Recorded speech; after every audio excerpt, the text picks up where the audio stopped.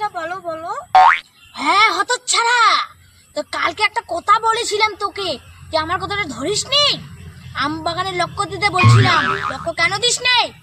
পজাগুলো হাইগে গেছে, পাতলা ডালা কোষা ডালা ডালা, কেন ধরিস নি বল আমাকে। তুই প্রথমবার ভুল করছিস, খেলাছে তো, এটা তো দ্বিতীয়বার, তোকে ছাড়বো না, ছুরি চালাই দিব। রাধে রাধে রাধে রাধে রাধে রাধে।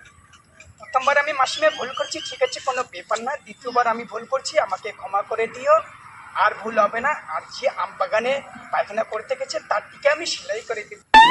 হরে কৃষ্ণ হরে কৃষ্ণ। মাসিমা ছোট মুখে একটা বড় কথা বলতে পারি কি তোমাকে? বলো।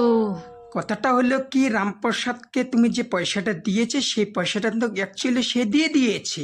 এখন যে কি করবা সেটা তোমার ব্যাপার। ওকে, আমি তো কিছু জানি না, তার জন্য বলতেছি যদি প্রজারা উড়ে এসে কোন জুড়ে বসে তাহলে কি হবে। দেখো আমাদের দলের ব্যাপারে সেজন্য বলছে যে উড়ে এসে জুড়ে বসার জন্য জিনিসটাকে বন্ধ করতে হবে।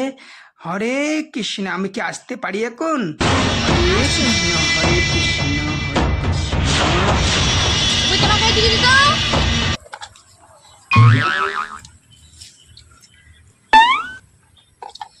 এই হারামজাদা সম্পদ সেটা আমি ছাড়বো না, একবার কালকে ফিরবো ওকে আমি।